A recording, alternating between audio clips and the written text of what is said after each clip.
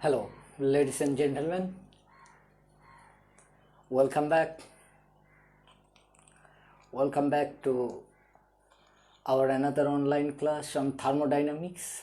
Today I am now going to talking with yours the first law of thermodynamics, especially internal energy, its aspect and its derivation. Please join with us as soon as possible. Those are interested, please mention your friend. Those are interested to join the live class, and today's class will also be interested. Please, I am okay. I think everyone is okay. তোমরা সকলেই ভালো আছো।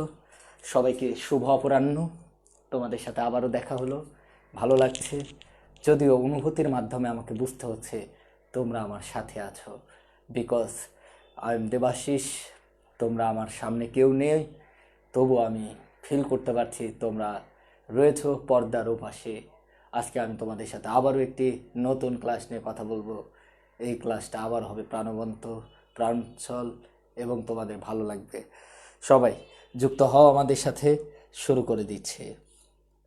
ওকে ওকে, যারা আছো শেষ পর্যন্ত থাকবে, আর যারা পরে দেখতে চাও তারা পরে দেখে দিবে। Specially the people of ideal, যারা অলস মানুষজন আছো, যাদের এই সময় ঘুম খুবই প্রয়োজন, তারা ঘুমাও, ঘুমানোরও দরকার আছে। আর তোমরা যারা শিখতে চাও তারা আসলে জয়েন করো। ওকে, আমি একটু জাস্ট ওয়েল ডান।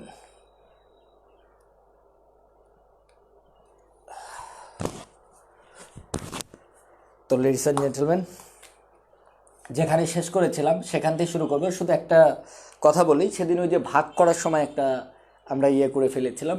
আসলে আলটিমেটলি আমাদের কত পার্সেন্ট বলে গিয়েছে সেটাকে আমরা ওয়াই দ্বারা এক্সপ্লেইন করেছিলাম। তো Y M L F equal to ছিল তোমার হচ্ছে এমজিএইচের ক্ষেত্রে এক্স এমজিএইচ। তো এখানে আসলে ওয়াই বাই এক্স হতো, কিন্তু আমরা ভুল করে এক্স বাই ওয়াই লিখলাম। তোমরা অঙ্কটা একটু কারেকশান করে নিও আর কি, তাহলেই হবে। তো আমি আজকে তোমাদের সাথে কথা বলবো, সেটা হচ্ছে তোমরা একটু ভালো করে শোনার চেষ্টা করবা। যেটা বলছিলাম যে তাপগতিবিদ্যার প্রথম সূত্র, যে এই সূত্রটা আমাদেরকে এটা বলার চেষ্টা করছে যে তাপ থেকে কাজ পাওয়া যায়। দ্যাট মিনস তাপ এক প্রকার শক্তি, এবং যেহেতু শক্তির ধ্বংস নাই, শক্তির নিত্যতা আছে। তো আলটিমেটলি এবার তোমরা একটু শোনো যে এই তাপগতিবিদ্যার প্রথম সূত্র আমাদেরকে দুইটা বিজ্ঞানী এক্সপ্লেইন করেছে। সেটা হচ্ছে বিজ্ঞানী জুল এবং বিজ্ঞানী ক্লোসিয়াস। তো আমরা আজকে তোমাদের সাথে কথা বলবো বিজ্ঞানী ক্লোসিয়াসের তাপগতিবিদ্যার প্রথম সূত্রের সেই বিবৃতি এবং তার ব্যাখ্যা। তো শুরু করছি আমি, তোমরা একটু ভালো করে শুনবে আর কি। তো দেখো আর কি, সবাই মনোযোগ দিয়ে দেখবা আর কি। তো ক্লোসিয়াসের প্রথম সূত্রের ক্লোসিয়াসের বিবৃতি।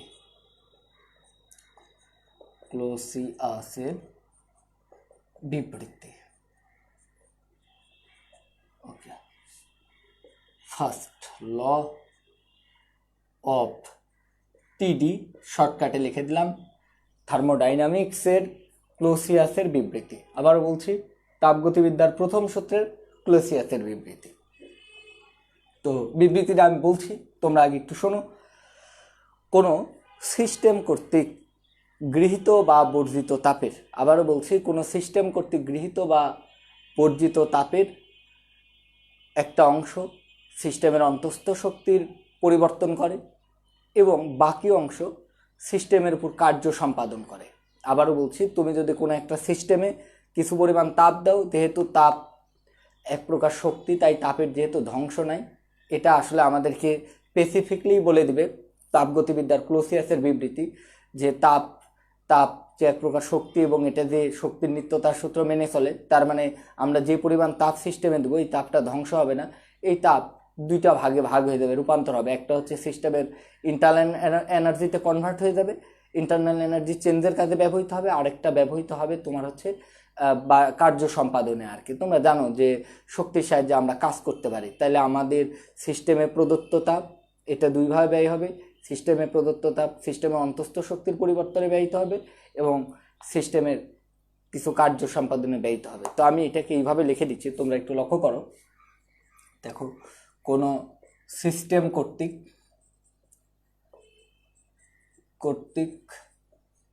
গৃহীত বা বর্জিত তাপ সিস্টেমের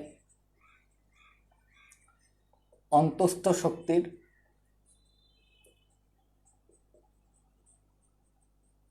পরিবর্তন এবং আচ্ছা, সিস্টেমের বাংলা একটু তোমার বলে দিই। সিস্টেমের বাংলা হচ্ছে ব্যবস্থা। তাই তোমরা এখানে সিস্টেমও লিখতে পারো, তোমাদের বইয়ে দুটোই লেখা আছে, সিস্টেম বাংলা দিয়েও লিখতে পারো, ইংলিশ দিয়েও লিখতে পারো, অথবা তুমি এই শব্দটাও ব্যবহার করতে পারো, ব্যবস্থা। তো নো প্রবলেম।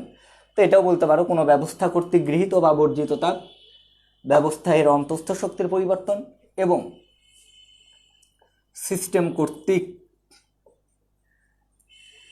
অর্থাৎ বাই দ্য সিস্টেম বা সিস্টেমের উপর সম্পাদিত, একটা হচ্ছে বাই দ্য সিস্টেম আর একটা হচ্ছে অন দ্য সিস্টেম। এটা হচ্ছে সিস্টেমের উপর, এটা সিস্টেম কর্তৃক বা সিস্টেমের ওপর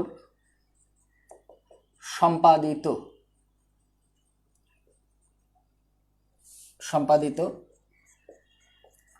কৃত কাজের সমষ্টির সমান। আশা করি তোমরা কথাটা আরেকবার সবাই ভালো করে দেখো। ক্লোসিয়াস যেটা বলছে তোমাদেরকে এটা আমি একটু ফিল করাই দিই। তোমরা একটা জিনিস একটু লক্ষ্য করো, কথার কথা, যদিও এটা একদম অ্যাকুরেট ব্যাখ্যা না, এটা তোমাদেরকে আমি ফিল করার জন্য মানে ব্যাখ্যাটা দিচ্ছি আর কি, এটা কোনো অ্যাকুরেট ইয়ে না আর কি। তো একটু কল্পনা করো, ধরো এরকম একটা ব্যাপার, এটা আমাদের একটা মোমবাতি, এটা মনে করো তার উপর আমরা একটা পাত্র রেখেছি, এই পাত্রের মধ্যে আমি কিছু পরিমাণ লিকুইড রেখেছি, তরল রেখেছি। এখন আমি যদি পাত্রে তাপ দিই, বলো তো, আমি যদি পাত্রে তাপ দিই সাথে সাথেই কি এই পানির তাপমাত্রা বাড়া শুরু করবে? না, আমি যখন তাপ দিচ্ছি এই তাপটা দুইটা ভাগে ব্যয় হবে। প্রথমে আগে যে জিনিসটা হবে, আগে কিন্তু কিছু পরিমাণ তাপ গ্রহণ করবে এই সিস্টেম, মানে যে একটা আমি যে বাটি বলতে পারি আর কি, বা যে পাত্রটা রেখেছি, প্রথমে পাত্র তাপ গ্রহণ করবে, তারপরে পাত্রটা হচ্ছে পানিকে তাপ সরবরাহ করবে। তাহলে ভালো করে বুঝো, ট্রাই টু আন্ডারস্ট্যান্ড। আমাকে এখানে বুঝতে হচ্ছে যে আমি যখন তাপ দিচ্ছি সিস্টেমের তাপ দুইভাবে ব্যয়িত হচ্ছে। আগে পাত্রটা নিজে তাপ গ্রহণ করছে, তারপর বাকি তাপ ওই যে সিস্টেমের ভিতর যে পদার্থ আছে সে তাকে সরবরাহ করছে। সিস্টেমের ভিতর যে পদার্থ থাকে তাকে ওয়ার্কিং সাবস্টেন্স বা কার্যনির্বাহী বস্তু বলে। আমি আবার বলছি, এটা কোনো পারফেক্ট উদাহরণ না, এটা আমি জাস্ট এটা বোঝানোর জন্য বলছি। আরও একটা জিনিস উদাহরণ দিয়ে বলতে পারি তোমাদেরকে। ধরো একটা পাত্রের মধ্যে একটা বস্তু রাখছো, তাপ দিলে আগে পাত্র প্রসারিত হয়, তারপরে কিন্তু বস্তুতে তাপ সরবরাহ করে, ফলে বস্তু প্রসারিত হয়। তো আমি যেটা তোমাদেরকে বোঝাতে চাইছি, ঠিক একইভাবে আমি যদি কোনো সিস্টেমকে তাপ দিই, তুমি বর্জনের বিষয়টা বাদ দাও, আমি একটা দিয়ে বলছি, কোনো সিস্টেম যদি তাপ গ্রহণ করে তাহলে এই তাপ বা বর্জন করে দুটোই হতে পারে। তো কোনো সিস্টেম কর্তৃক গৃহীত বা বর্ধিত তাপ দুই কাজে ব্যয় হয়। কি কাজে ব্যয় হয়? একটা হচ্ছে সিস্টেমের অন্তস্থ শক্তির পরিবর্তনে, আরেকটা হচ্ছে সিস্টেম কর্তৃক বা সিস্টেমের উপর সম্পাদিত কাজ সম্পাদনে। তাহলে আমরা বলতে পারি যে সিস্টেম কর্তৃক গৃহীত বা বর্ধিত তাপ, এতে ইকাল টু হবে সিস্টেমের অন্তস্থ শক্তির পরিবর্তন, ওই যে যোগ তাদের সমান। এবার ধীরে ধীরে তোমরা একটু ভালো অনুসারে আমরা যদি সূত্রটাকে বানাই, তাহলে আমরা যেটা লিখতে পারবো, ডেল কিউ, এটা ইকাল টু লিখতে পারবো, ডেল দ্বারা বোঝাচ্ছি পরিবর্তন, কিউ দ্বারা বোঝাচ্ছি তাপ। তাহলে ডেল কিউ দ্বারা বুঝালাম তাপের পরিবর্তন, তাহলে সিস্টেমের তাপের পরিবর্তন ইকাল টু হবে ডেল ইউ। ইউ দ্বারা অন্তস্থ শক্তিকে বোঝায়, আর ডেল ইউ দ্বারা বোঝাচ্ছে অন্তস্থ শক্তির পরিবর্তন, প্লাস কৃতকাজটাকে আমরা ডাব্লু দ্বারা প্রকাশ করতে পারি। আবার অনেক ক্ষেত্রে আমরা ডেল ডাব্লু দ্বারাও প্রকাশ করতে পারি, এটাকে কোনো সমস্যা নেই। ডাব্লু মানে কাজ, ডেল ডাব্লু দ্বারাও প্রকাশ করলে হবে, শুধু ডাব্লু দ্বারাও প্রকাশ করলেও হবে, কোনো প্রবলেম নেই। আর একটা তথ্য তোমাদেরকে বলি, এটা হচ্ছে একটু বড় পরিসরে যদি পরিবর্তনটা হয়, কিন্তু পরিবর্তন যদি একটা সিস্টেমে খুবই অল্প পরিমাণ তাপ গ্রহণ বা বর্জন করে, সেক্ষেত্রেও এই দুটো ঘটনাই ঘটবে। সেক্ষেত্রে আমরা ডেল না লিখে ডিকিউ, যদি সিস্টেম থেকে অল্প পরিমাণ তাপ গ্রহণ বা বর্জন করা হয়, তাহলে ডিকিউ ইকাল টু আমরা যেটা লিখতে পারবো ডিইউ প্লাস এই কাজটাকে আমরা তখন DW দ্বারা প্রকাশ করতে পারবো। আশা করি তোমরা সূত্রটা ধীরে ধীরে বোঝার চেষ্টা করবে। এটা আমি আবারও বলছি, তাহলে আমি যদি কোনো সিস্টেমে তাপ, আমাদেরকে আগের যে সূত্রের ব্যাপারটা একটা কথা বলা হয়েছিল বুঝছো, একটু ফিল করো যে জুলের সূত্রের সাথে এই সূত্রে একটা পার্থক্য আছে। তাপকে যদি সম্পূর্ণরূপে কাজে রূপান্তর করা যায়, সে শিওর না আদৌ যায় কিনা। তো আলটিমেটলি ক্লোসিয়াস এটা আমাদেরকে মোটামুটি এনশিওর করে দিছে যে তাপকে সম্পূর্ণরূপে কাজে রূপান্তর করা যাবে না, বুঝছো। যে তাপ, আমি যদি কোনো সিস্টেমে তাপ দিই, সিস্টেম পুরাটা তাপটাকে, তাপ শক্তিকে কাজে রূপান্তর করতে পারবে না, কারণ তাপের কিছু একটা অংশ সিস্টেমের অন্তঃস্থ শক্তির পরিবর্তনে ব্যয়িত হবে। কিন্তু তাপের কোনো ধ্বংস হলো না, এই তাপটা দুই ভাগে ব্যয় হয়ে গেল।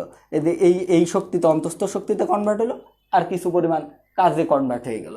তাহলে এই দুইটার সমষ্টি ইকাল টু এইটা। তো আলটিমেটলি এখান থেকে আমাদেরকে এটাই মেসেজ দেওয়া হলো যে আমরা তাপ কই, যে ক্লোসিয়াসের সূত্রে ছিল যদি, এই যদি আসলে আমরা এবার যদির ব্যাখ্যা পেয়ে গেলাম যে তাপকে সম্পূর্ণরূপে কাজে রূপান্তর করা সম্ভব নয়, কারণ তাপের কিছু অংশ সিস্টেমের অন্তঃস্থ শক্তির পরিবর্তনে ব্যয়িত হয়। হ্যাঁ, তবে হবে তাপকে আমরা তখনই সম্পূর্ণরূপে কাজে রূপান্তর করতে পারবো যদি সিস্টেমের অন্তঃস্থ শক্তির কোনো পরিবর্তন না হয়। যে যদির ব্যাখ্যা, যদি ইফ ডিউ ইকাল টু 0 হয়, আসলে এটা হয় না, তারপরেও আমি ধরে নিলাম যদি বিশেষ কিছু কন্ডিশন আরোপ করা হয় তাহলে সেক্ষেত্রে ডিউর মানটা 0 হতে পারে। ডিউ ইকাল টু 0 হয়, তবে আমরা লিখতে পারছি DQ equal to DW। That means এটা কিন্তু জুলের সূত্র। তার মানে ক্লোসিয়াসের সূত্রের মধ্যেই জুলের সূত্র আছে যে তাপকে সম্পূর্ণরূপে কাজে রূপান্তর করা যাবে যদি সিস্টেমের অন্তঃস্থ শক্তির কোনো পরিবর্তন না হয়। সেটা কখন অন্তঃস্থ শক্তি পরিবর্তন হবে না, কি কন্ডিশন অ্যাপ্লাই করলে, সেটা পরের বিবেচ্য বিষয়। কিন্তু এখন তোমাদের মনের মধ্যে একটা ব্যাপার নিয়ে হয়তো ভাই এই সময় একটা কোশ্চেন চলে আসছে যে ভাই এই ডিকিউ জিনিসটা কি আসলে, যে মানে ডিইউ ব্যাপারটা কি, অন্তঃস্থ শক্তি জিনিসটা কি। তোমরা কিন্তু অনেকেই অন্তঃস্থ শক্তি ব্যাপারটাকে কিভাবে ভাবতেছো আমি জানি না। এবার আগে আসো কাজ নিয়ে তোমরা বুঝো যে কাজ কি। Work means transfer of energy অথবা transformation of energy. Everyone feel the work. Work আমরা বুঝি যে শক্তিকে এক রূপ থেকে অন্য রূপে রূপান্তর হয়ে যাওয়া বা এরকম কিছু, কিন্তু আসলে অন্তঃস্থ শক্তি বলতে আমরা আসলে কি বুঝতেছি। তো আমি তোমাদেরকে এবার একটু অন্তঃস্থ শক্তি নিয়ে বলি। তোমাদের বইয়ে খুব বেশি অন্তঃস্থ শক্তি নিয়ে ধারণা নাই, তোমাদের বইয়ের ব্যাপারটাই আমি আগে বলি। অন্তঃস্থ মানে বুঝতেই পারতেছো, বাংলা বললে যতটা না বোঝা যায় ইংলিশ বললে সবাই বুঝবি। অন্তঃস্থ শব্দের বাংলা হচ্ছে, ইংলিশ হচ্ছে ইন্টারনাল এনার্জি। এনার্জি সবাই ভালো করে শুনবে আর কি। ইন্টারনাল এনার্জি কি, ইন্টারনাল এনার্জি জিনিসটা কি, তো সেটা যদি তোমাদেরকে আমি বলি তাহলে একটু শোনো। যে প্রত্যেকটা সিস্টেমের নিজস্ব, বা প্রত্যেকটা সিস্টেম বা প্রত্যেকটা বস্তুর ভিতরে নিজস্ব একটা শক্তি আছে। তো আমি মুখে বলতে লিখে দেবো না, প্রত্যেকটি সিস্টেম বা বস্তুর নিজস্ব একটি শক্তি আছে যা পরিবেশ এবং পরিস্থিতি অনুসারে অন্য শক্তিতে রূপান্তর হতে পারে। তাহলে প্রত্যেকটা বস্তুর মধ্যেই নিজস্ব কিছু শক্তি আছে, আর তোমরা জানো শক্তি অন্য শক্তিতে রূপান্তর হতে পারে। তো সেটাই বলা হচ্ছে যে প্রত্যেকটি বস্তুরই নিজস্ব কিছু, প্রত্যেকটি বস্তু বা সিস্টেমের নিজস্ব কিছু শক্তি আছে যা পরিবেশ এবং পরিস্থিতি অনুসারে অন্য শক্তিতে রূপান্তরিত হতে পারে। তাকে আমরা সিস্টেমের বা বস্তুর অন্তঃস্থ শক্তি বলবো। এখন এটা না হয় বুঝলাম সংজ্ঞা। এখন কোশ্চেন হচ্ছে এই অন্তঃস্থ শক্তির উৎসটা কি, সোর্স, কেন এই অন্তঃস্থ শক্তিটা পাওয়া যাবে, এটা যদি ফিল করতে চাও তাহলে তোমাকে আমার সাথে একটু 2 মিনিট, এখান থেকে এমসিকিউ প্রশ্ন কমন আসতে পারে, এখান থেকে অনুধাবনমূলক কোশ্চেন কমন আসতে পারে যে বস্তুর অন্তঃস্থ শক্তি কেন থাকে ব্যাখ্যা করো। তো চলো আমরা আসলে ব্যাখ্যা করি। তো শোনো, প্রত্যেকটা সিস্টেম আসলে এই মহাবিশ্ব 2টা জিনিস দ্বারা গঠিত, একটা ম্যাটার আর একটা এনার্জি। এবং ম্যাটার বলেও কিছু নেই, আসলে এনার্জির ঘনীভূত রূপই ম্যাটার। এটা E=mc²। এটা আমাদেরকে প্রত্যেকটা ম্যাটারের মধ্যে কতটুকু এনার্জি আছে বস্তুর ভরকে আলোর বেগের স্কোয়ার দ্বারা গুণ করলে আমরা পেয়ে যাই। তার মানে ভর এবং শক্তি ইকুইভ্যালেন্ট, তার মানে আমরা বলতে পারি এই মহাবিশ্বের সব কিছুই এনার্জি আর কি।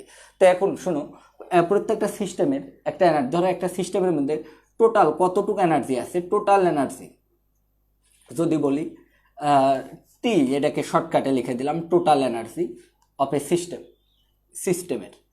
তো সিস্টেমের টোটাল এনার্জি 3টে এনার্জির উপর নির্ভরশীল। সেটা হচ্ছে কেই, kinetic energy of a system, potential energy of a system, and IE, internal energy of a system. আমি আরেকবার বলছি, কোনো একটা সিস্টেমের মধ্যে টোটাল কতটুক শক্তি আছে, কোনো একটা সিস্টেমের মোট এনার্জি কত, এই টোটাল এনার্জি তিনটা জিনিসের উপর নির্ভর করে, সেটা কাইনেটিক এনার্জি। এখন কাইনেটিক এনার্জি কেন সৃষ্টি হয় তোমরা জানো, যে এই যে আমার হাতে ধরো, তাহলে total energy of a system or body, কোনো বস্তু অথবা সিস্টেমের মোট এনার্জি হবে। এই যে ধরো এই আমার হাতে একটা বস্তু আছে, বডি আছে, তো এর কাইনেটিক এনার্জি ধরো এটা গতিশীল হলো, এই পুরো সিস্টেমটাই গতিশীল হয়ে গেল আর কি। তো এই গতির কারণে যে শক্তি সেটা হচ্ছে তার কাইনেটিক এনার্জি। আবার তোমরা জানো যে ওই যে ডিউ টু গতি বা মোশন, এটা মোশনের কারণে যে শক্তি, বস্তুর গতির কারণে যে শক্তি, সেটা কাইনেটিক এনার্জি। এবার আসো পটেনশিয়াল এনার্জি নিয়ে কথা বলি, এটা খুবই ইন্টারেস্টিং। এটা যেটা আর কি, সেটা হচ্ছে ডিউ টু গ্র্যাভিটেশনাল অর তোমার electrostatics field. Okay, due to external, ভালো করে বোঝার চেষ্টা করবে। ডিউ টু এক্সটার্নাল, তো তোমরা তো জানো যে এই একটা বস্তু, আর একে যদি এর পাশে যদি আমি আরেকটা, এটা একটা বস্তু, তার চারিপাশে একটা মহাকর্ষ ক্ষেত্র সৃষ্টি করলো, এর মাঝে যদি আমি আরেকটা বস্তু রাখি, তাহলে এই বস্তুর মধ্যে একটা বিভব শক্তি। তোমাদের বলছিলাম যে আমরা মহাকর্ষ ক্ষেত্রের মধ্যে বা তড়িৎ ক্ষেত্রের মধ্যে যদি মহাকর্ষ ক্ষেত্রের মধ্যে কোনো বস্তুকে আর তড়িৎ ক্ষেত্রের মধ্যে যদি আমরা কোনো চার্জকে স্থাপন করি, তাহলে বস্তুর মধ্যে বা চার্জের মধ্যে একটা শক্তি জমা হয়। তো মহাকর্ষীয় ক্ষেত্রে যদি কোনো বস্তুকে স্থাপন করতে চাই, তখন কিছু বাহ্যিক কাজ করতে হয়, এই বাহ্যিক কাজটাই বস্তুর মধ্যে জমা থাকে, সেই জমাকৃত কাজটাকে আমরা বস্তুর তোমার মহাকর্ষীয় বিভব শক্তি বলবো, বা অভিকর্ষীয় যদি পৃথিবীর মধ্যে হয় তাহলে অভিকর্ষীয় বিভব শক্তি। আর তড়িৎ ক্ষেত্রে যদি কোনো বস্তু চার্জকে স্থাপন করতে চাই, তাহলে আমাদেরকে কিছু এক্সটার্নাল কাজ করতে হয়, সেটাকে আমরা বলছিলাম তার হচ্ছে তড়িৎ বিভব শক্তি। তোমাদের মনে থাকার কথা, এই যে একটা চার্জ, তার চারিপাশে তড়িৎ ক্ষেত্র সৃষ্টি করছে, আর আমি যদি আরেকটা চার্জকে এখানে রাখতে চাই, তাহলে এই চার্জের আকর্ষণ বা বিকর্ষণ বলের বিরুদ্ধে কাজ করতে হয়, ফলে এই চার্জের মধ্যে একটা বিভব শক্তি জমা হয়। তোমাদের বলছিলাম এই চার্জ Q1, এটা Q2, এদের মধ্যবর্তী দূরত্ব D বা R হলে তোমাদেরকে বিভব শক্তি বের করার সূত্র শিখেছিলাম, EP = Q1/4πε0 Q1 Q2/R। মনে আছে তোমাদের, আশা করি মনে আছে। তাহলে দেখো, কোনো একটা বস্তুর মোট শক্তি হচ্ছে তার তিনটে শক্তির সমষ্টি, তার গতিশক্তি, তার বিভব শক্তি এবং তার ইন্টারনাল এনার্জি। এখন কোশ্চেন হচ্ছে এই ইন্টারনাল এনার্জির উৎসটা কি, এটা তোমাদের কাছে প্রশ্ন ছিল। আমি এটা এবার তোমাদেরকে ব্যাখ্যা করব, তোমরা একটু ভালোভাবে বোঝার চেষ্টা করবে। ইন্টারনাল এনার্জি হচ্ছে বস্তুর, ভালো করে শুনবে, কোনো বস্তুর অণুসমূহের গতি, আকর্ষণ বিকর্ষণ এবং বন্ধনের কারণে বা কম্পনের কারণে, শব্দগুলো ভালো করে শুনবে, কোনো বস্তুর বা সিস্টেমের অণুসমূহের গতি, অণুসমূহের আকর্ষণ বিকর্ষণ, অণুসমূহের বন্ধন এবং অণুসমূহের কম্পনের কারণে বস্তুতে যে শক্তির সৃষ্টি হয় বা বস্তুতে যে শক্তির আবির্ভাব ঘটে, তাকে আমরা বস্তুর তোমার কি বলবো, ইন্টারনাল এনার্জি বা অভ্যন্তরীণ শক্তি। তো যেটাকে আমরা ইউ দ্বারা প্রকাশ করছি, তো এই ইন্টারনাল এনার্জি তোমাদেরকে একটু ফিল করতে হবে। দেখো, একটা জিনিস চিন্তা করো, এই যে এই বস্তুটা দিয়েই যদি তোমাদের সাথে কথা বলি, ভালো করে দেখো, বলো তো, এই বস্তুটা যখন গতিশীল হলো, এই পুরা বস্তুটাই, কিন্তু এই পুরা বস্তুটার কথা বাদ, এই বস্তুটা তো অনেকগুলো ক্ষুদ্র ক্ষুদ্র অণুর সমষ্টি।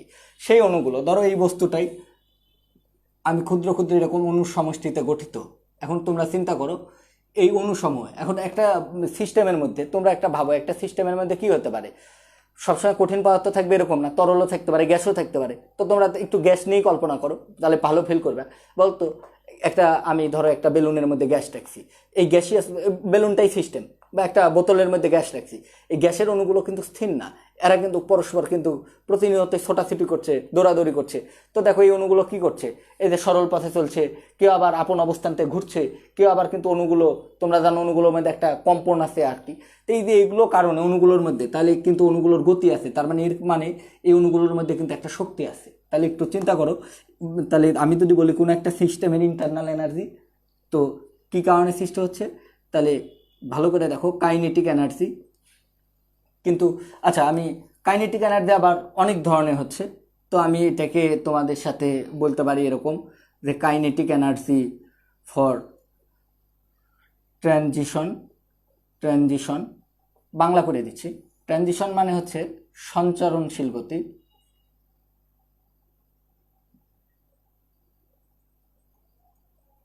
সঞ্চারণশীল, ওকে, সঞ্চারণশীল গতি, ট্রানজিশন মোশন, কাইনেটিক এনার্জি অণুগুলোর, কিন্তু এই যে মলিকুল কাদের, এটা কিন্তু বস্তুর না, এই যে মলিকুলগুলোর, অণুগুলোর তোমার ট্রানজিশনের কারণে কিন্তু একটা কাইনেটিক এনার্জি পাচ্ছ। আবার দেখো তোমরা সবাই জানো অণুগুলো কিন্তু কি হতে পারে, এটা ধরো কিসের বার আমি জানি, ধরো এর মধ্যে এই ভিতরে, এই বেলুনের ভিতরে আমি অক্সিজেন গ্যাস রাখছি, তাহলে অক্সিজেনের ক্ষেত্রে তোমরা তো জানো অণুগুলো এরকম বাইন্ডিং করা আছে, তো অণুগুলো আবার কি করতে পারে, দেখো নিজের অবস্থান থেকে কিন্তু অণুগুলো কিন্তু আবার তারা কিন্তু ঘুরতে পারে, রোটেশন করতে পারে, অণুগুলো নিজেদের মধ্যে আবার রোটেশন করতে হয়, তাহলে এদের মধ্যে কিন্তু একটা রোটেশনাল এনার্জি কাজ করবে। তাহলে আমি এটাকে বলতে পারি rotational energy, kinetic energy due to rotation, এটাকে রোটেশন বলতেছি। আবার তোমরা একটু ভালো করে দেখো, kinetic energy due to vibration. তোমরা ভালো করে দেখো, যা আমি বারবার বলছি, তোমরাও জানো কঠিন পদার্থের মধ্যে অণুগুলো কিন্তু আপন অবস্থান থেকে কিন্তু ভাইব্রেট করে, কঠিন পদার্থে ভাইব্রেশন কম, তরলের ক্ষেত্রে ভাইব্রেশনটা বেশি, এবং গ্যাসের ক্ষেত্রে কিন্তু ভাইব্রেশনটা আরও বেশি, তাপমাত্রা বাড়লে ভাইব্রেশন বেড়ে যায়। তাহলে দেখো গ্যাসের অণুগুলোর কি হচ্ছে, তাদের সরল পথে চলার কারণে একটা গতিশক্তি থাকছে, ঘোরার কারণে একটা গতিশক্তি থাকছে, ভাইব্রেশনের কারণে একটা গতিশক্তি থাকছে। আবার তোমরা একটা জিনিস একটু চিন্তা করো, ভালো করে বোঝার চেষ্টা করো, এই ইন্টারনাল এনার্জির সোর্সগুলো বোঝার চেষ্টা করো। অণুসমূহের এগুলোকে এক কথায় বলছি অণুসমূহের গতিশক্তি, এই দুইটা মিলা হচ্ছে অণুসমূহের গতিশক্তি। এটা অণুসমূহের গতিশক্তি কিন্তু কম্পনজনিত গতিশক্তি, এটা হচ্ছে সরল পথে চলার জন্য, এটা ঘোরার কারণে। তারপর আবার চিন্তা করো, তোমরা আবার সবাই জানো, আচ্ছা বলো তো, অণুগুলো পরস্পরকে কিন্তু আকর্ষণ করে, ওই যে তোমরা পড়ছিলে ফার্স্ট ইয়ারে সংশক্তি বলা একই পথে, এই যে ফোর্স অফ অ্যাট্রাকশন, যেটাকে আমরা বলতেছি FOA, ফোর্স অফ অ্যাট্রাকশন, এই যে ফোর্স অফ অ্যাট্রাকশনের কারণেও কিন্তু একটা পটেনশিয়াল এনার্জি পাওয়া যাবে। তোমরা জানো দুটো অণু যখন পরস্পরকে আকর্ষণ করে, আকর্ষণজনিত একটা পটেনশিয়াল এনার্জি বা বিভব শক্তি, তো বিভব শক্তি এটাকে আমরা বলতেছি ফোর্স অফ অ্যাট্রাকশন। আরেকটা জিনিস তোমরা একটু লক্ষ্য করে দেখো, ভালোভাবে বোঝার চেষ্টা করবে, সেটা হচ্ছে ওই যে অণুর ক্ষেত্রে, এবার অণুর ভিতরে ঢুকে দাও, অণু আবার কি দ্বারা গঠিত, নিউক্লিয়াস আর ইলেকট্রন দ্বারা, তো নিউক্লিয়াস আর ইলেকট্রনের মধ্যে একটা আকর্ষণ কাজ করছে, তো এটাকে আমরা বলতেছি এটাও তাহলে এক প্রকার পটেনশিয়াল এনার্জি। কার মধ্যে কাজ করছে, ইলেকট্রন অ্যান্ড নিউক্লিয়াস। ফাইনালি আরও একটা জিনিস লক্ষ্য করো, এই যে দুটো অণুর মধ্যে, ধরো অক্সিজেনের দুটো অণুর মধ্যে কিন্তু এই অণু দুটাকে পরস্পর থেকে পৃথক করতে চাও, তাহলে তোমার কিন্তু বাইরে থেকে একটা এনার্জি দিতে হবে। সুতরাং অক্সিজেনের দুটো অণুর মধ্যে কিন্তু একটা এনার্জি আছে, তো এই ধরনের এনার্জিকে আমরা বলি বন্ধন শক্তি বা বন্ডিং এনার্জি, বন্ধন শক্তি। আশা করি তোমাদের এই জিনিসটা অ্যাডমিশন টেস্টে হেল্প করবে। আমি একটু আরেকবার প্রথম থেকে ব্যাখ্যা করছি, ভালো করে শোনার চেষ্টা করো।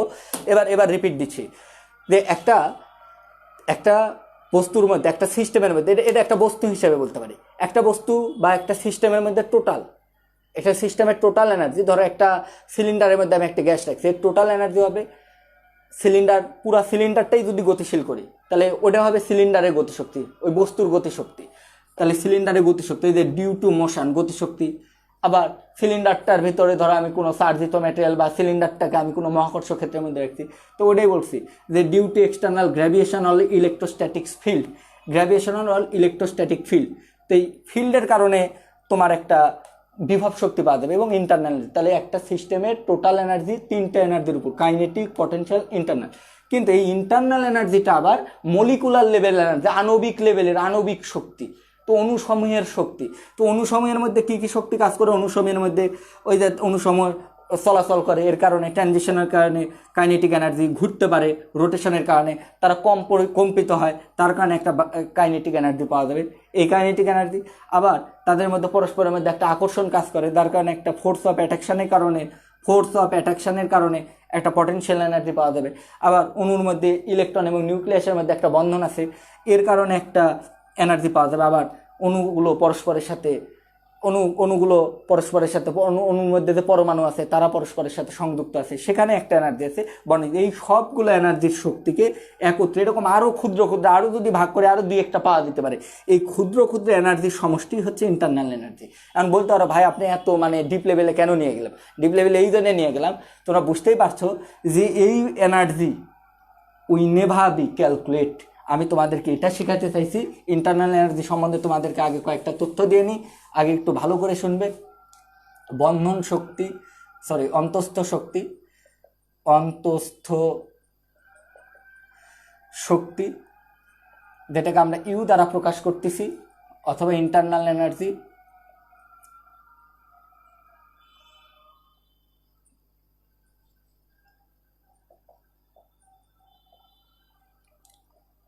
এনার্জি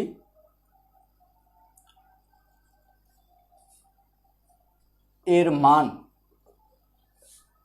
নির্ণয় অসম্ভব, কারণ দেখতে পাচ্ছ এখানে এত ক্ষুদ্র ক্ষুদ্র এনার্জির ব্যাপার আছে, ক্ষুদ্র ক্ষুদ্র ব্যাপার আছে, এগুলো কোনোদিন বের করা সম্ভব না, তাহলে অসম্ভব। এটা একটা এমসিকিউ।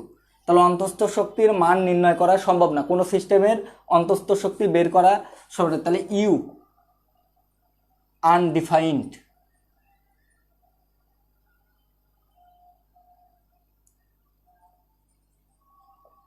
ইউ আনডিফাইন্ড, এটা একটু মাথায় রেখো। অন্তস্থ শক্তি অসংজ্ঞায়িত। বাট আমরা যেটা করতে পারি, তোমরা ভালো করে তথ্যগুলো মাথায় রাখবে, বাট উই ক্যান মেজার, আচ্ছা বাংলা দিয়ে লিখে দিই, কিন্তু আমরা অন্তস্থ শক্তির পরিবর্তন নির্ণয় করতে পারি, পরিবর্তন নির্ণয় করতে পারি।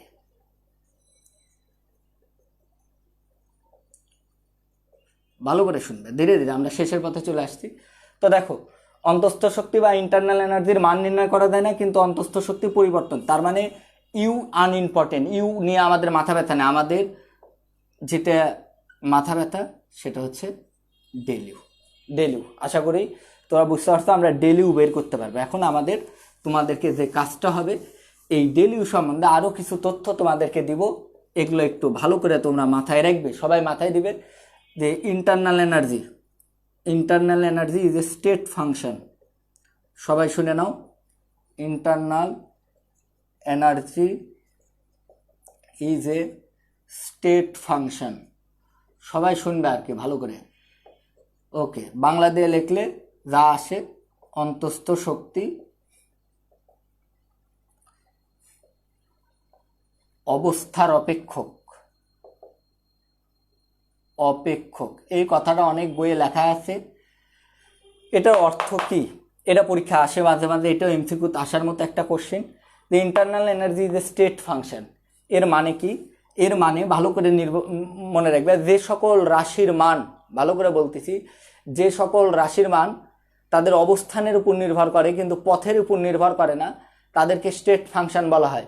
যেমন বিভব শক্তি স্টেট ফাংশন, স্মরণ স্টেট ফাংশন, বিভব শক্তি স্টেট ফাংশন, মহাকর্ষীয় বিভব শক্তি, এগুলো অবস্থানের উপর নির্ভর করে, পথের উপর নির্ভর করে না। তো তোমরা এখানে মনে রাখো একটু ভালো করে, অন্তস্থ শক্তির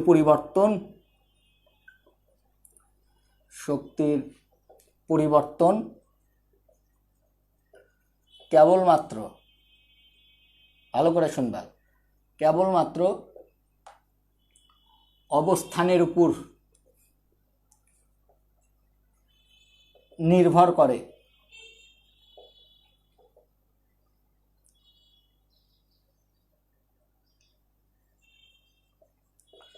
কিন্তু পথের উপর নির্ভর করে না, পথের উপর নির্ভর করে না। ভালো করে শুনে নেবে, কিন্তু পথের উপর নির্ভর করে না, এটা আমাদেরকে একটু দেখতে হবে। তো এটা নিয়ে আমি তোমাদেরকে একটু বলে দিই, সবাই একটু মনোযোগ দিয়ে কথাগুলো শোনার চেষ্টা করবে।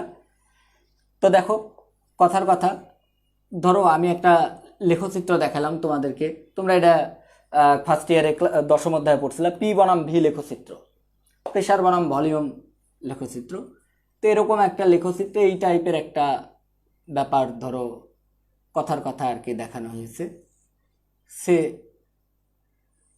ওকে,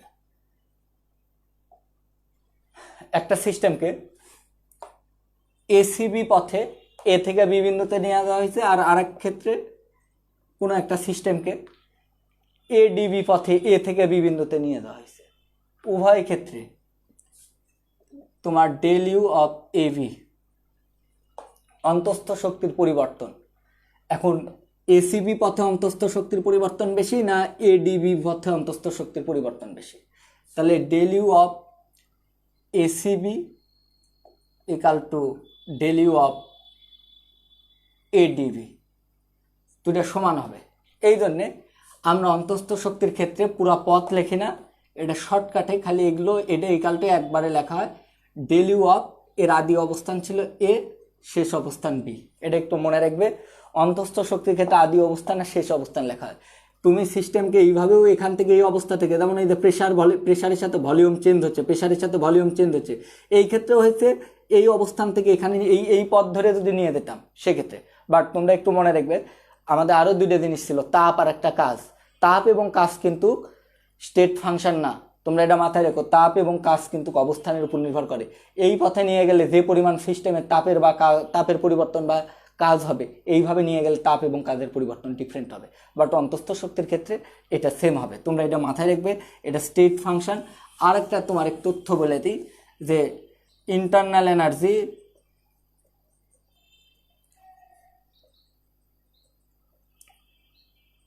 ইজ এ এক্সটেন্সিভ প্রপার্টি। ভালো করে শুনবে, এগুলো কথাগুলো মনে রেখো, এগুলো অনেক কাজে দিবে, বুঝছো, ভবিষ্যতেও কাজে দিবে। ইজ এ এক্সটেন্সিভ প্রপার্টি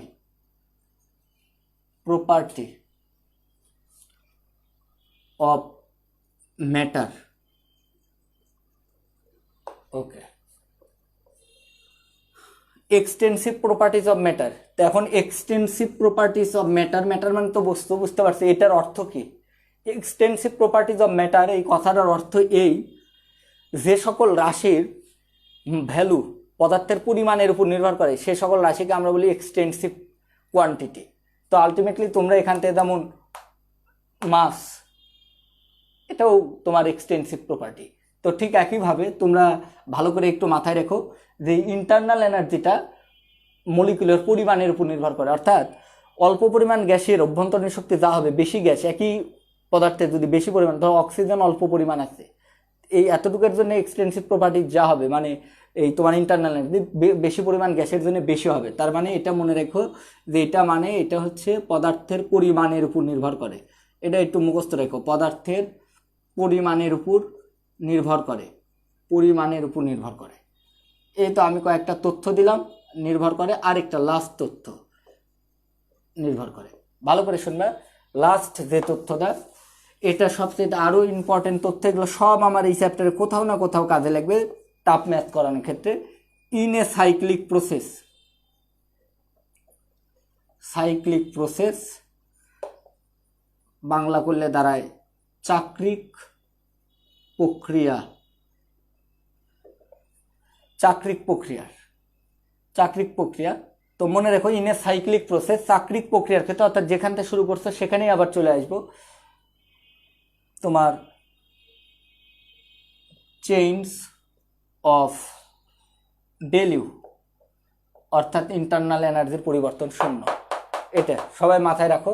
এখন বলতে পারো ভাই এটা কেন হলো? সে কথার কথা, ধরো এরকম একটা ঘটনা ঘটা হয়েছে, এ থেকে বিতে নিয়ে গেলাম, একটা সিস্টেমকে এইভাবে নিয়ে এখানে নিয়ে আসা হলো, ধরো এইভাবে যে এইভাবে নিয়ে আসা হয়েছে। এখন এই ক্ষেত্রে কেন জিরো হবে? ইন্টারনাল এনার্জির পরিবর্তন। তোমরা তো দেখলে এটি যে স্টেট ফাংশন, তো এটা নির্ভর করে অন্তস্থ শক্তির পরিবর্তন নির্ভর করে অবস্থানের উপর, আদি অবস্থান আর শেষ অবস্থানের উপর। এখানে আদি অবস্থানও যা, শেষ অবস্থানটাই যদি চাক্রিক হয়, তাহলে আদি অবস্থান আর শেষ অবস্থান দুই অবস্থানে তো অন্তস্থ শক্তি সেম, তাহলে বিয়োগ করলে জিরো হয়ে যাবে। অন্তস্থ শক্তি পরিবর্তন হচ্ছে দুইটা অবস্থানের যে ইন্টারনাল এনার্জি তার পরিবর্তনের সমান। তো আলটিমেটলি এ থেকে যদি বিতে নিলাম তাহলে এখানকার ইন্টারনাল এনার্জি আর এখানকার ইন্টারনাল এনার্জি আলাদা হতো, কিন্তু এ থেকে যদি আবার এখানেই নিয়ে আসি, দুইটাই আদি অবস্থান আর শেষ অবস্থান সেম, সুতরাং ডেল ইউ ইকাল টু কিন্তু আমাদের আলটিমেটলি জিরো চলে আসবে। তোমরা এতটুক মাথায় রাখবে আমাদের ইন্টারনাল এনার্জি সম্বন্ধে আমি তোমাদেরকে তথ্যগুলো দিয়ে রাখলাম। এবার তোমাদেরকে কিছু সহজ মজার যে ব্যাপারটা একটু বলি, সরি, সেটা একটু ভালো করে শুনবে আর কি। আমি অনেকগুলো তথ্য দিছি তোমাদেরকে অন্তস্থ শক্তি সম্বন্ধে। আমি আবারও বলছি, অন্তস্থ শক্তি হচ্ছে অণুসমূহের গতিশক্তি। আবারও বলছি, it's a molecular level energy. Molecular level energy, অণুর ক্ষেত্রে, বস্তুর ক্ষেত্রে নয় কিন্তু। অণুসমূহের গতিশক্তি, অণুসমূহের বিভব শক্তি, অণুসমূহের বন্ধন শক্তি এবং অণুসমূহের কম্পন শক্তির সমষ্টি সমান। এতগুলো শক্তি এর ভিতর আছে, যার কারণে আমরা কোনোভাবেই এটা যেহেতু মাইক্রোস্কোপিক এবং আণুবীক্ষণিক এবং মলিকুলার লেভেলে, কোয়ান্টাম লেভেলে, তাই আমরা কোনোভাবেই আমরা অন্তস্থ শক্তির আদি পরিমাণ, অন্তস্থ শক্তির পরম মান বের করতে পারবো না কোনো সিস্টেমের, বাট আমরা সিস্টেমে অন্তস্থ শক্তির পরিবর্তনটা বের করতে পারবো, এবং পরিবর্তনটা স্টেট ফাংশন, আদি অবস্থান এবং শেষ অবস্থানের উপর নির্ভর করবে, কিন্তু পথের উপর নির্ভর করবে না, এবং চাকরিক প্রক্রিয়া পরিবর্তনটা শূন্য হবে, এবং এটা একটা এক্সটেন্সিভ প্রপার্টিজ, যেটা পদার্থের পরিমাণের উপর নির্ভর করবে। পরিমাণ বেশি হলে বেশি হবে, পরিমাণ কম হলে কম হবে। এবার তোমরা একটা তথ্য একটু এই অন্তস্থ শক্তি সম্বন্ধে একটু শুনে নাও, তোমরা একটু ভালো করে এটা মাথায় রাখবে। অন্তস্থ শক্তি ডেল ইউ ইকাল টু, ভালো করে শোনো, ডেল ইউ ইকাল টু অন্তস্থ শক্তি পরিবর্তন, এটা ইকাল টু লেখা যায় এনসিভি ডেল টি, আর যদি ডেল ডিইউ দিয়ে লেখো তাহলে ডিইউ ইকাল টু লেখা যাবে এনসিভি ডিটি। আগে শুনতে হবে, একটু কঠিন মনে হতে পারে, হেল্প করবো তোমাদেরকে। এন কি? এন সম্বন্ধে তোমরা সবাই জানো, মোলের সংখ্যা, মূল সংখ্যা। তো দেখো আমি একটু আগেই কিন্তু বলছিলাম যে অন্তস্থ শক্তির পরিবর্তন এক্সটেন্সিভ প্রপার্টিজ। দেখছো এন এর মান বেশি হলে ডেলিউটাও বেশি হয়, তোমার বইয়ে আছে কিন্তু এই কথাটা ব্যাখ্যা করা নেই আর কি। এন বেশি হলে ডেলিউটা বেশি হবে। আরেকটা জিনিস দেখো ডেলটি। আচ্ছা সিভির পরিচয় একটু দিয়ে দিই। সিভি এটা একটু তোমরা ভালো করে শুনবে, এটা আমি তোমাদের হয়তো নেক্সট ক্লাসে এক্সপ্লেন করব, তোমরা আপাতত আমার কথাটা একটু শুনে রাখো। তোমার আমরা গ্যাসে তাপ দিলে যেটা হয়, বুঝছো, গ্যাসে তাপ দিলে তিনটা জিনিস চেঞ্জ হয় তোমরা জানো। পিভিটি, গ্যাসে তাপ দিলে তার প্রেশার চেঞ্জ হয়, ভলিউম চেঞ্জ হয়, তাপমাত্রা চেঞ্জ হয়। এখন আপেক্ষিক তাপ কি বলো তো? আপেক্ষিক তাপ তোমরা পড়ছিলে কোনো বস্তুর তাপমাত্রা, সে বস্তু কঠিন হতে পারে, তরল হতে পারে, গ্যাসীয় হতে পারে, 1 কেলভিন বৃদ্ধি করতে যে পরিমাণ তাপের প্রয়োজন হয়। কিন্তু বলো তো গ্যাসের তাপমাত্রা 1 কেলভিন বৃদ্ধি করতে দেয়, খালি তাপমাত্রায় বাড়বে না, কিন্তু তার প্রেশার ভলিউম দুইটাই চেঞ্জ হয়ে যাবে। কিন্তু এই দুইটা পরিবর্তন, তিনটা পরিবর্তন একসাথে পরিমাপ করা টাফ। তাই এই জন্য আমরা যে কাজটা করি, আমরা গ্যাসের আপেক্ষিক তাপকে, আর গ্যাসের ক্ষেত্রে, পদার্থের ক্ষেত্রে আমরা যেমন পরিমাপটাকে কেজিতে হিসাব করি কঠিন তরলের ক্ষেত্রে, কিন্তু আমরা গ্যাসের ক্ষেত্রে পদার্থের পরিমাণটাকে মোলে হিসাব করি, যদিও মোলটাই এসআই একক পদার্থ পরিমাপের। তো দেখা যায় যে গ্যাসের ক্ষেত্রে আমরা আপেক্ষিক তাপকে দুই ভাগে ভাগ করি। একবার চাপ স্থির রেখে গ্যাসের তাপমাত্রা 1 কেলভিন বাড়াইতে যে তাপ লাগে সেটাকে আপেক্ষিক তাপ বলে, আবার আয়তন স্থির রেখে, তো চাপ স্থির রেখে যেটা তার নাম হচ্ছে সিপি, আর আয়তন স্থির রেখে যেটা তার নাম হচ্ছে সিভি। তো আলটিমেটলি তোমাকে বলি গ্যাসের ক্ষেত্রে যে আপেক্ষিক তাপ সেটাকে বলা হয় মোলার আপেক্ষিক তাপ। সংজ্ঞাটা আমি বলতেছি, 1 মোল কোনো গ্যাসের তাপমাত্রায় 1 কেলভিন বৃদ্ধি করতে যে পরিমাণ তাপ লাগে তাকে ওই গ্যাসের মোলার আপেক্ষিক তাপ বলে। এখন মোলার আপেক্ষিক তাপ দুই প্রকার, একটা সিপি আর একটা সিভি। সিপি এখানে যা লেখা আছে সে স্থির, সেটাকে লেখা হয় স্থির চাপে মোলার আপেক্ষিক তাপ। ভালো করে দেখো, স্থির চাপে মোলার আপেক্ষিক তাপ, আর সিভিটাকে লেখা হয় স্থির আয়তনে মোলার আপেক্ষিক তাপ। স্থির আয়তনে মোলার আপেক্ষিক তাপ সংজ্ঞা কি হবে সবাই দেখো, চাপ স্থির রেখে 1 মোল গ্যাসের তাপমাত্রা 1 কেলভিন বাড়াইতে যে পরিমাণ তাপ লাগে তাকে সিপি। আর আয়তন স্থির রেখে 1 মোল গ্যাসের তাপমাত্রা, তাহলে আয়তন স্থির থাকলে তখন কিন্তু তার চাপ স্থির থাকবে না, বুঝতে পারছো? মানে একসাথে তো তিনটা চেঞ্জ হতো পিভিটি, কিন্তু আমি একটাকে স্থির রাখবো। তো স্থির আয়তনে 1 মোল গ্যাসের তাপমাত্রা 1 কেলভিন বাড়াইতে যে পরিমাণ তাপের প্রয়োজন হয় তাকে মোলার আপেক্ষিক তাপ বলে, মোলার আপেক্ষিক তাপ। এবার তোমরা আমাকে একটা তথ্য দিয়ে এখানে সহযোগিতা করবে, সবাই বোঝার চেষ্টা করবে। এই সিভি ইকাল টু, তাহলে সিভির পরিচয় কিন্তু আমি পেয়ে গেলাম, আমি আবার লিখে দিচ্ছি, স্থির আয়তনে স্থির আয়তনে মোলার আপেক্ষিক তাপ।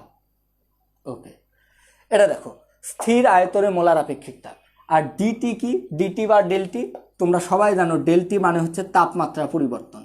তো তাপমাত্রার পরিবর্তন কথাটা আগে ভালো করে শুনতে হবে, ভালো করে বুঝো তাপমাত্রা পরিবর্তন, তাহলে ফিল করতে পারবে। কিন্তু তাছাড়া ততক্ষণ পর্যন্ত ফিল করা এটা সম্ভব হবে না। তো তোমরা ভালো করে বুঝো, আমরা যদিও এই চ্যাপ্টারে আমরা পদার্থ বলতেছি, কিন্তু পদার্থ তো কঠিন তরল গ্যাস। আমরা এই চ্যাপ্টারে মেইনলি গ্যাস নিয়ে ডিল করব, স্পেসিফিকলি গ্যাস নিয়ে ডিল করব। তো গ্যাসের ক্ষেত্রে তোমরা একটু ভালো করে শোনো, আমরা তাপ দিলে তিনটা জিনিস চেঞ্জ হয়, একটা প্রেশার, একটা ভলিউম, একটা টেম্পারেচার। তোমরা খালি এই জিনিসটা একটু মনে রাখবা, এই তথ্যটা, যে অন্তস্থ শক্তি শুধুমাত্র তোমাদেরকে একটু বলে নিই, এই ক্ষেত্রে একটু বলি। দেখো এগুলো কিন্তু বইয়ে এইসবে এত ডিটেলস লেখা নাই, বইয়ে অন্তস্থ শক্তি নিয়ে কোনো কথাই নেই, কিন্তু সবচেয়ে বেশি ঝামেলার ম্যাথগুলো হবে অন্তস্থ শক্তি দিয়ে। তা আমি এই জন্য আগে বেসিক পড়াই নিচ্ছি। বেসিক পড়তে হলে তোমাদেরকে ধৈর্য ধরে শিখতে হবে, এগুলো ভালো করে বোঝানো, এগুলো লিখে ফেলবে, মুখস্থ করবে। তো এখান থেকে একটা তথ্য একটু শুনে নাও। অন্তস্থ শক্তি তাপমাত্রার উপর নির্ভর করে, তাপমাত্রার উপর নির্ভরশীল,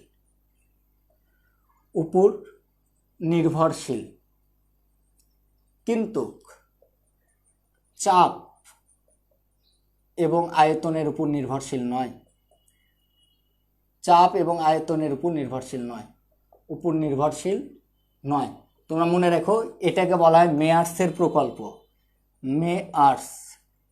মেয়ার্সের প্রকল্প, এটা একটা বিজ্ঞানীর নাম, এটা তার প্রকল্প অনুসারে এটা বলা হচ্ছে। মেয়ার্সের প্রকল্পে বলা হচ্ছে অন্তস্থ শক্তি তাপমাত্রার উপর নির্ভর করে, কিন্তু চাপ এবং আয়তনের উপর নির্ভর করে না। তো এখান থেকে তোমরা দেখতেছো ইউ, ভালো করে দেখো, U depends on T, U T এর উপর নির্ভর করে। তাহলে ডেল ইউ কার উপর নির্ভর করছে? ডেল টি এর উপর। ইউ যদি টি এর উপর এপার ডেল দিলে এপারও ডেল। তাহলে এখান থেকে তোমরা একটু একটা জিনিস লক্ষ্য করে দেখো, ভালো করে বোঝার চেষ্টা করো কেন এই কথাটা বললাম, সেটা একটু শোনো। ডেল ইউ সমানুপাতিক ডেল টি।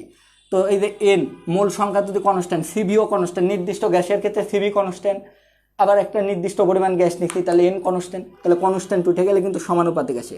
তাহলে অন্তস্থ শক্তির পরিবর্তন তাপমাত্রা পরিবর্তনের উপর নির্ভরশীল। প্লিজ লেডিস অ্যান্ড জেন্টলম্যান, একদম সাইলেন্ট, কথা আগে ভালো করে শুনবে। আমরা একটা সিস্টেমে তাপ দিলাম, সেই তাপ দুই ভাগে ব্যয় হবে। একটা সিস্টেমের কিছু অন্তস্থ শক্তি চেঞ্জ করবে, অতঃপর সেই তাপ দিয়ে আমরা কাজ করতে পারবো। তাহলে দেখো তাপ কিন্তু শুধুমাত্র কাজে দেয় না, ওই যে ওই সূত্রে কিন্তু আমরা সীমাবদ্ধতা বুঝে গেলাম যে যদি তাপ কাজকে, কখন তাপ কাজকে সম্পূর্ণরূপে রূপান্তর করবে, যদি অন্তস্থ শক্তি পরিবর্তন না হয়। তাপটা দুই ভাগে ব্যয় হয়, কিছু পরিমাণ অন্তস্থ শক্তি পরিবর্তন করে, কিছু পরিমাণ বাহ্যিক কাজ সম্পাদন করে। এবার তোমরা আমাকে একটা তথ্য এখানে ভালো করে একটু বুঝা বলবা, সেটা হচ্ছে আমি অন্তস্থ শক্তি জিনিসটা ফিল করতে পারবো না, আমি কি করে বুঝবো যে অন্তস্থ শক্তি চেঞ্জ হয়েছে কিনা?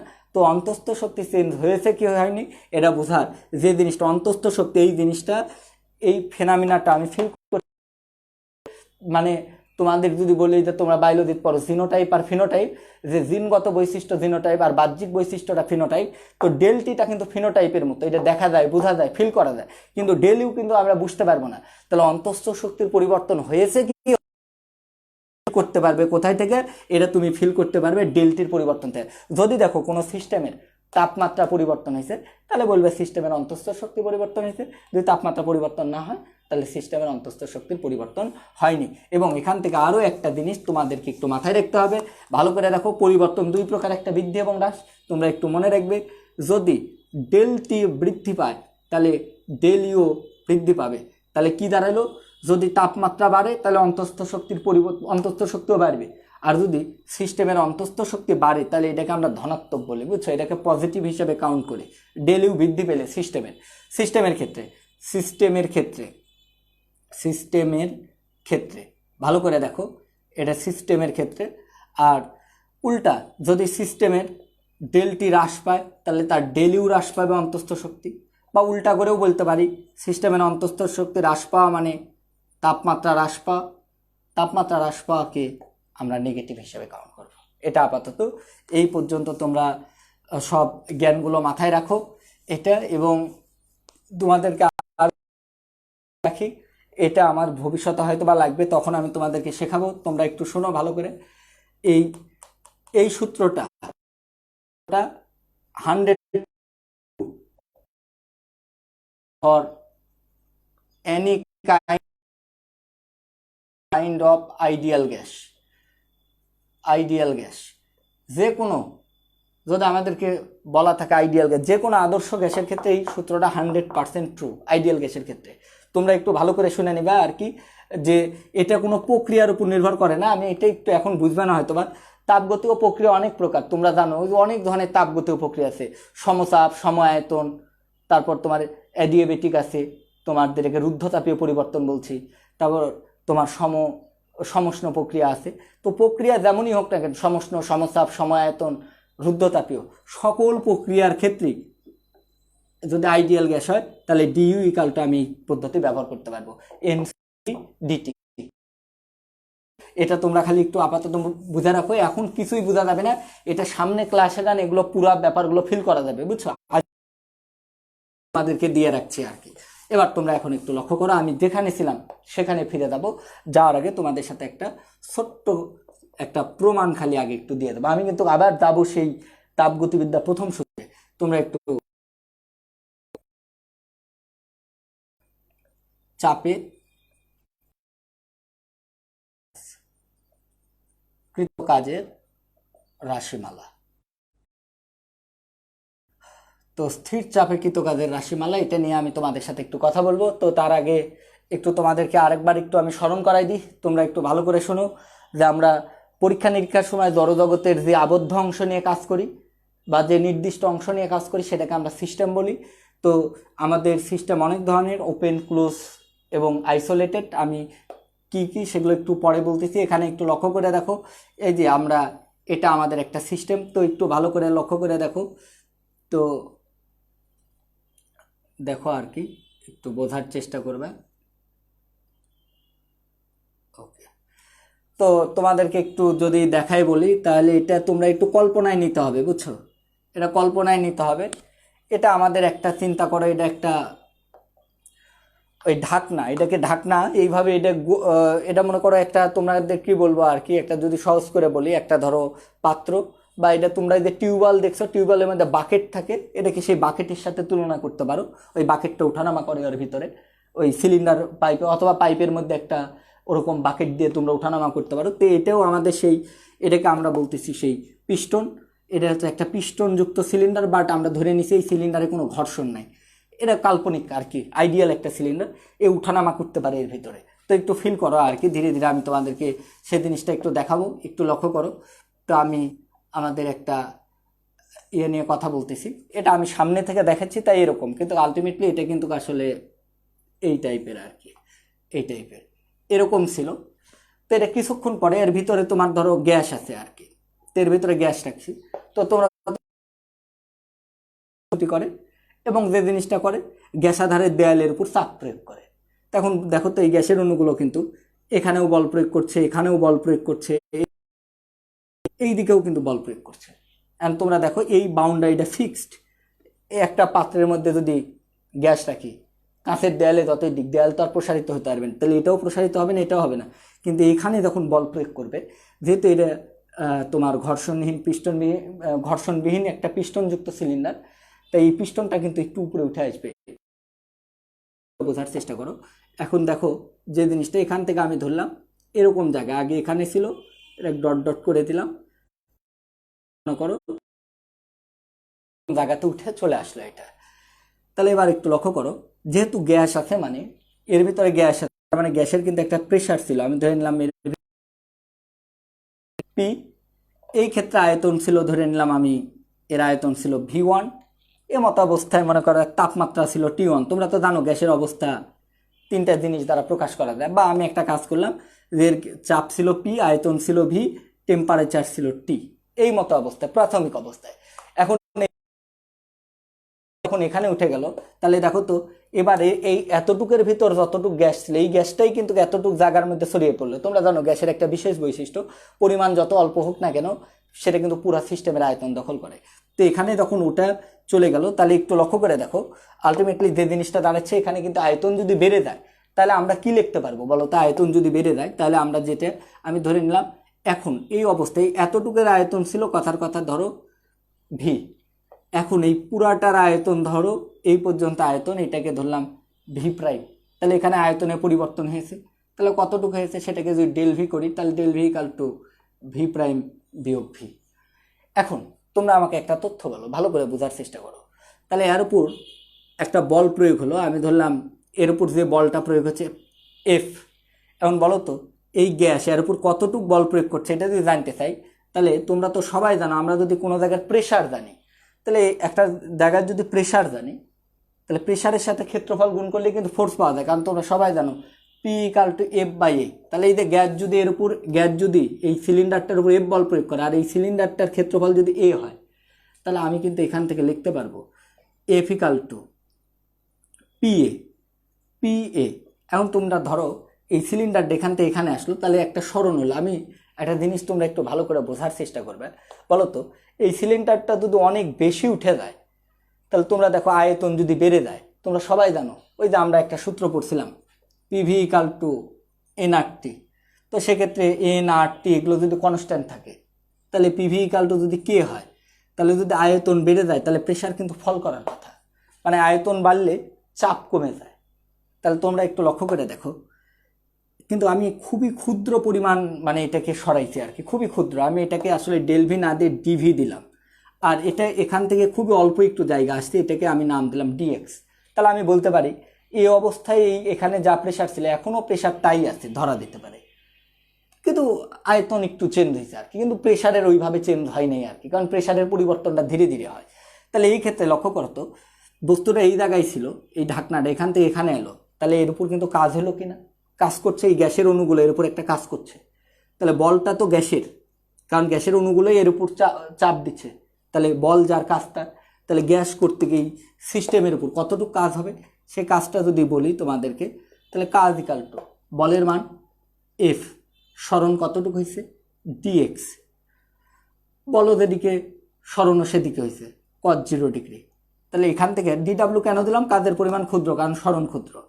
তাহলে DW equal to F, F মানে আবার কিন্তু আমি পেয়ে যাচ্ছি পি এ ডিএক্স। এখন এই যে এখান থেকে দেখো তো এ ডিএক্স, আচ্ছা এ ডিএক্স মানে কি বলো তো, এ হচ্ছে এর ক্ষেত্রফল আর ডিএক্স হচ্ছে এর দৈর্ঘ্য। তাহলে বলো তো আমি তোমাকে যদি বলি যে এই পুরাটার ভলিউম ভি, আর তোমরা তো এটা সবাই জানো, আমি জানি আশা করি তোমরা এটা সবাই জানো, আমি যদি একটা সিলিন্ডারের ক্ষেত্রফল বের করতে বলি, তাহলে সিলিন্ডারের প্রস্থচ্ছেদের ক্ষেত্রফল এ আর দৈর্ঘ্য যদি এল হয়, তাহলে আমরা ওর আয়তন লিখি ভি ইকাল টু এল। তাহলে এই সিলিন্ডারের ক্ষেত্রফল যদি এ থাকে আর এর দৈর্ঘ্য দিই, তাহলে এতটুকের আয়তন পেয়ে যাব। তাহলে এ ডিএক্স এতটুকের আয়তন, আবার এতটুকের আয়তন মানে এটা আগের আয়তন এটা শেষ আয়তন, তাহলে এটা মানে কি আয়তনের পরিবর্তন নয়, তাহলে এটা ইকাল টু আমি কিন্তু লিখতে পারতেছি পিডিভি।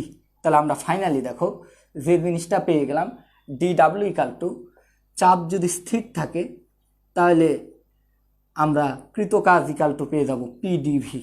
তাহলে তোমরা একটু মাথায় রাখবে থার্মোডাইনামিক্সের ক্ষেত্রে একটা প্রবলেম ফেস করবে তোমরা, বুঝছো। আমরা যখন সাধারণ নিউটনিয়ান মেকানিক্স পড়ে আসছি আমরা কাজ বলতে আসলে সেখানে স্মরণ বুঝতাম, কিন্তু থার্মোডাইনামিক্সে কাজ বলতে আলটিমেট ওইভাবে স্মরণ বোঝাবে না। থার্মোডাইনামিক্সে কাজ বলতে যে জিনিসটা বুঝাবে, তাহলে ডিডাব্লিউ সমানুপাতিক ডিভি আয়তনের পরিবর্তন। আমি আবারও বলছি কাজ মানে বোঝাবে হচ্ছে আয়তনের পরিবর্তন। আমি আরেকবার দরকার হলে প্রথম থেকে এখানে রিপিট করে দিচ্ছি, আমি শেষের পথে চলে যাব, তোমরা একটু দেখার চেষ্টা করবা যে দেখো আমাদের মা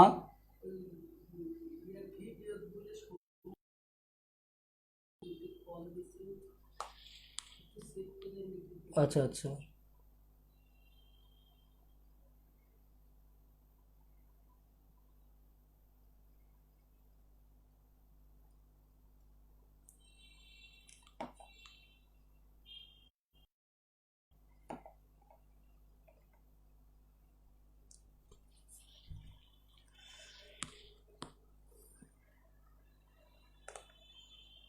ঝাপসা ছিল নাকি? আচ্ছা আচ্ছা দেখছি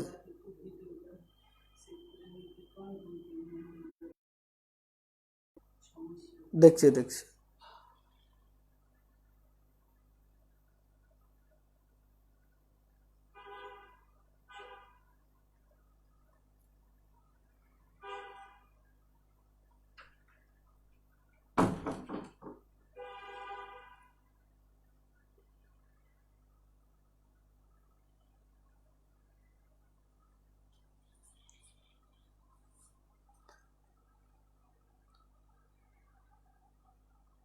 আচ্ছা, ব্লাডটা হয়েছে কোথায় থেকে একটু বলো তো।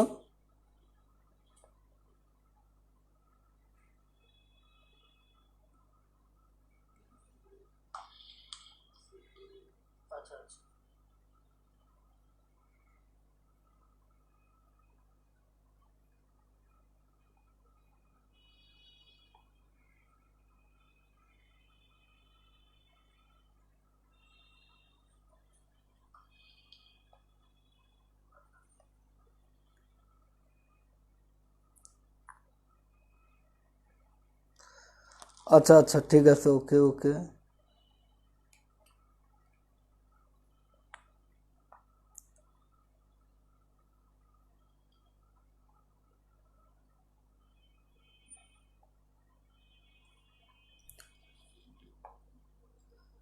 আচ্ছা আচ্ছা, ঠিক আছে, ওকে ওকে।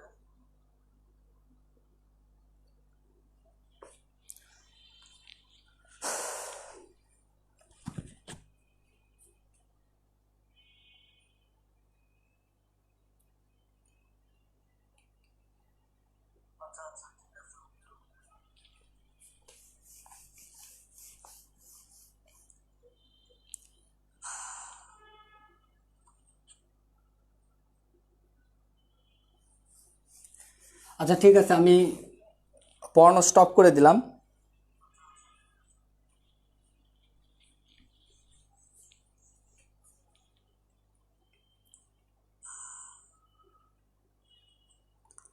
আচ্ছা, আমি এখানে ক্লাস স্টপ করলাম, কোনো কারণে মনে হয় ইয়ে হয়েছে, আমি দেখি আর কি। আমি পড়ানো স্টপ করে দিলাম। আচ্ছা, সেরকম হলে আমি কালকে তোমাদেরকে ক্লাস দিয়ে দেবো না, মানে এক্সট্রা ক্লাস দিয়ে দেবো না, আমি এটা ইয়ে করে দিলাম।